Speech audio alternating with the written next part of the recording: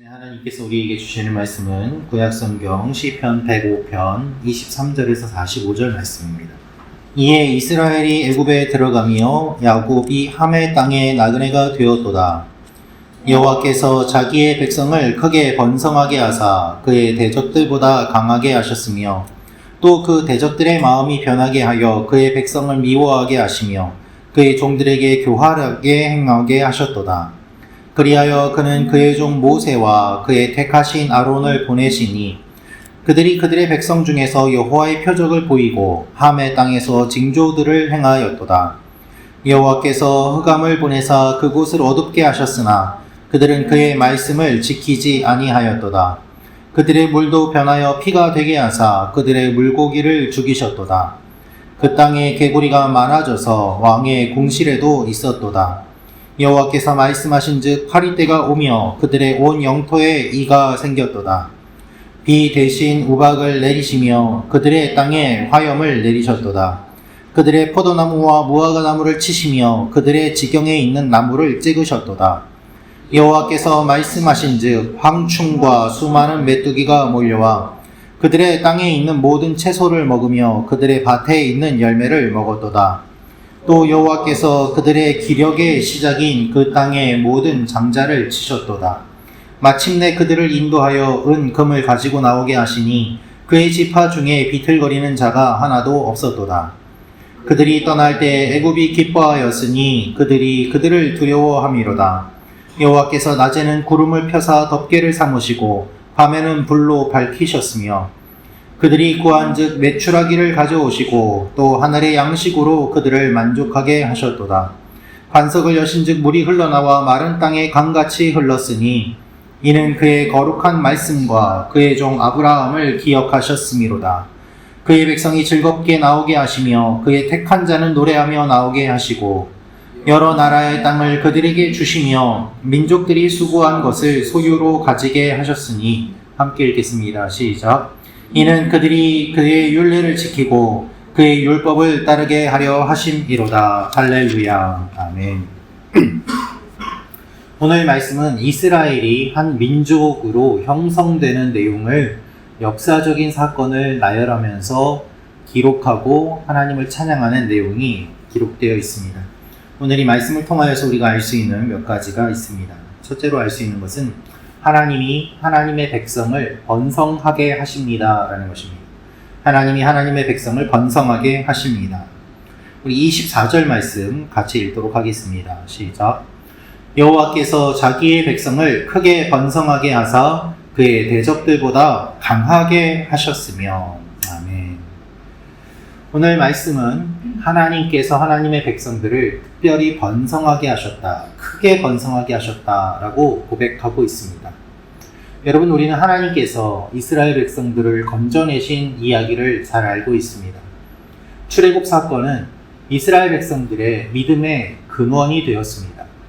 어려운 일이 있을 때, 또 하나님에게서 멀어졌을 때 언제나 하나님께서는 출애굽을 기억하라고 말씀하셨습니다. 그리고 이 출애굽 사건은 우리가 잘 아는 어린 양의 유월절 사건과 연결이 됩니다. 우리의 모든 믿음의 근원이 바로 이 출애굽 사건과 연결되어 있음을 우리는 잘 알고 있습니다. 그러나 이 12지파를 이루는 사건들, 광야에서 보냈던 시간들, 그 모든 것들을 다 거슬러 올라가면 어디로 올라가는가 하면 야곱과 그의 자손들 약 75명이 이집트에 가서 정착하는 것으로 시작됨을 우리가 알 수 있습니다. 명명되지 않았던 그들이 400년이라는 시간을 보내면서 수백만 명이라는 인구가 되는 그 과정, 하나님께서 번성하게 하시고 하나님께서 많아지게 하시고 생육하여 번성하여 땅에 충만하라는 그 명령이 이루어지는 그 일이 일어나지 않았더라면 하나님께서는 출애굽을 하시기가 어려웠을 것입니다. 수가 확보가 되어야 민족이 되고 하나님 나라가 이루어지지 않겠습니까? 야곱과 그의 가족들이 들어간 그 사건, 그리고 거기에서 생육하고 번성하여 많아진 그 일들을 통하여서 하나님이 하나님의 일들을 이루어 가시는 것을 우리가 보게 됩니다. 사랑하는 성도 여러분, 하나님이 하나님의 백성들을 먼저 번성하게 하십니다. 그래서 그의 대적들보다 강하게 하십니다. 우리가 기억해야 될 것이 바로 이것입니다. 하나님이 우리를 번성하게 하시고 우리를 강하게 하시고 우리를 하나님의 소유로 삼으신다는 사실 말입니다. 그래서 우리의 삶이 우리의 것이 아니라 하나님의 것이고 하나님께서 이끌어 가시고 하나님께서 번성케 하신다는 이 믿음을 가지고 우리의 삶을 바라볼 때 우리 인생에서 일어나는 일들이 다르게 해석될 것입니다. 하나님께서는 반드시 이와 같은 일들을 이루어 가십니다. 하나님의 은혜와 능력이 아니면 불가능한 일이 이루어진 것처럼 우리의 삶에도 이러한 일들이 일어날 줄로 믿습니다.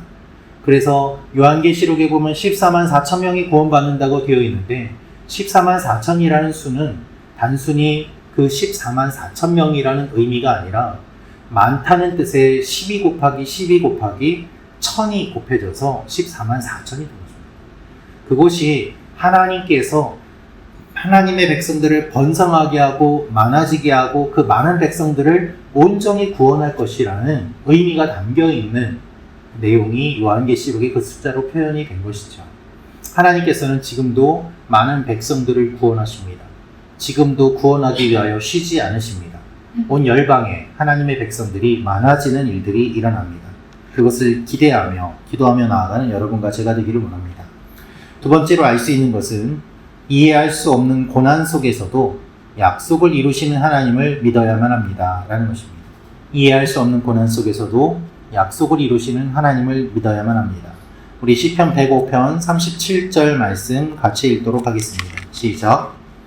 마침내 그들을 인도하여 은, 금을 가지고 나오게 하시니 그의 지파 중에 비틀거리는 자가 하나도 없었도다. 아멘. 히브리 백성들은 사실 잘 이해하지 못했습니다. 왜 하나님께서 400년이라는 기간 동안 침묵하셨는가? 왜 우리가 이집트의 노예로 살게 하시는가? 라고 말입니다. 그러나 때가 되니까 하나님의 역사가 이루어집니다. 때가 되니까 하나님의 일이 이루어집니다. 그것이 성경의 말씀입니다. 모세가 태어나게 하시고 이집트의 왕자로 자라게 하시고 그것을 통하여서 하나님의 백성들을 이끌어 나갈 준비를 하나님이 다 이루어 가십니다. 그리고 10가지 재앙을 통해서 생각지도 못한 방법으로 이집트에서 나오게 하십니다. 그들이 빈손으로 나온 것도 아닙니다. 오늘 37절 말씀을 보면 마침내 그들을 인도하여 은, 금을 가지고 나오게 하시니 그의 지파 중에 비틀거리는 자가 하나도 없었도다 라고 되어 있습니다.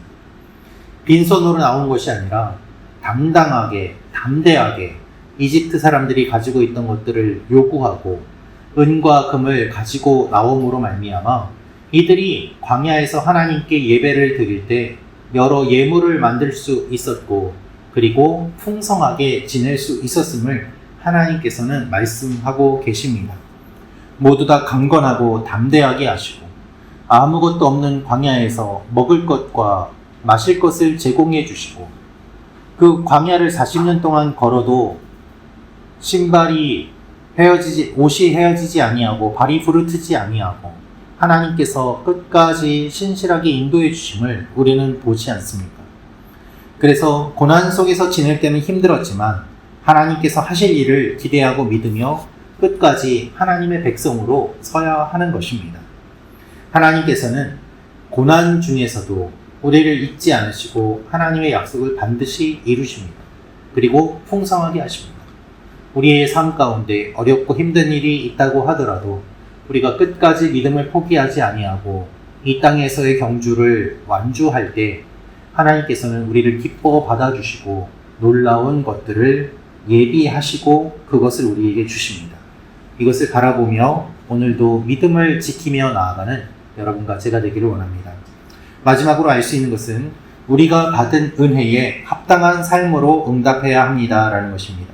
우리가 받은 은혜에 합당한 삶으로 응답해야 합니다.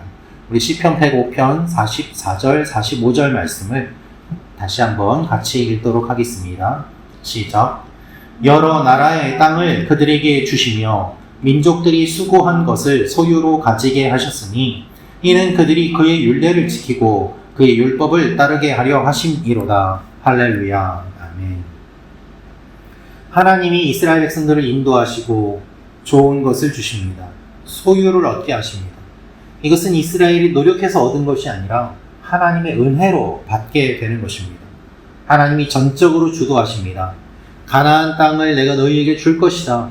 그 땅을 정복해라. 거기에 사는 민족들을 싸워 이기게 할 것이다. 이 모든 약속의 말씀들을 주시고 그것을 이루게 하십니다. 이러한 하나님의 은혜에 하나님의 백성들은 어떻게 반응해야 할까요? 받은 은혜에 합당한 삶으로 응답해야 합니다. 하나님의 율법을 지키고 그분의 율법을 따라야 합니다. 하나님이 하나님의 백성을 구원하신 까닭은 예배를 드리고 하나님의 율법을 지키는 거룩한 백성이 되게 하기 위함이었습니다. 여러분, 율법을 지키는 것은 구원받기 위한 조건이 아닙니다. 구원받은 자로서 감사함으로 나오는 행위가 율법을 지키는 것입니다.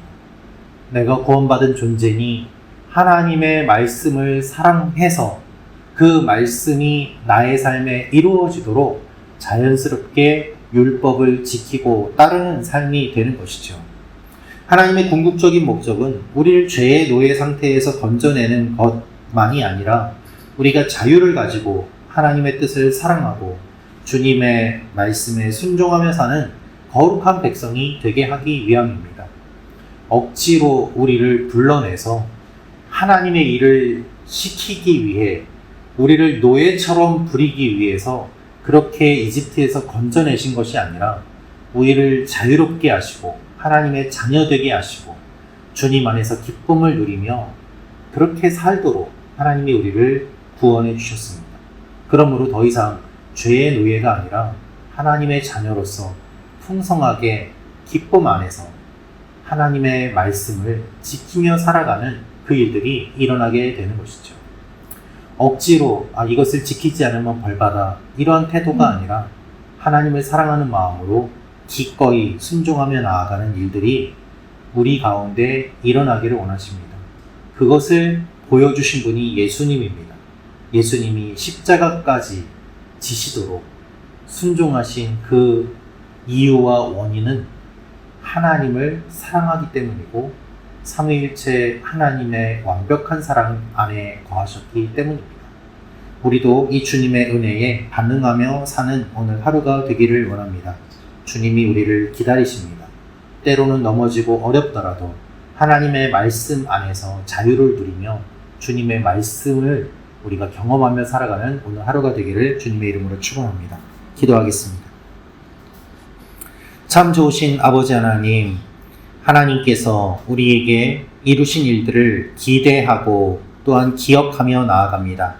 아버지 하나님, 작고 연약한 한 가족을, 한 민족을 이루게 하시고 하나님 나라의 백성들로 삼아 주셨사오니 아버지 하나님, 우리도 번성케 하시고 번영케 하시고 하나님 앞에 쓰임받는 하나님의 사람들이 되게 도와 주시옵소서. 아버지 하나님, 우리 한 사람 한 사람을 통하여서 많은 사람들에게 영향력이 있게 도와주시고 오늘도 우리의 삶의 현장에서 우리의 문제만을 붙잡고 몸부림치는 것이 아니라 하나님의 나라가 하늘에서 이루어진 것 같이 내 삶 가운데도 이루어짐으로 말미암아 많은 사람들이 주님을 경험하고 하나님 앞에 나오는 귀한 축복의 통로로 쓰임받는 오늘 하루가 되게 도와주시옵소서. 오늘도 우리 교회 성도님들 한 분 한 분을 붙잡아 주시고 하나님께서 공급해 주시는 것을 먹고 마시며 살게 하시고 또한 눈에 보이는 것만을 바라보지 아니하고 우리를 풍성하게 이끄시는 하나님의 손길을 계속해서 경험하며 나아가는 오늘 하루가 되게 도와주옵소서. 주님께서 이루실 일들을 기대하며 감사드리며 예수님의 이름으로 기도합니다. 아멘.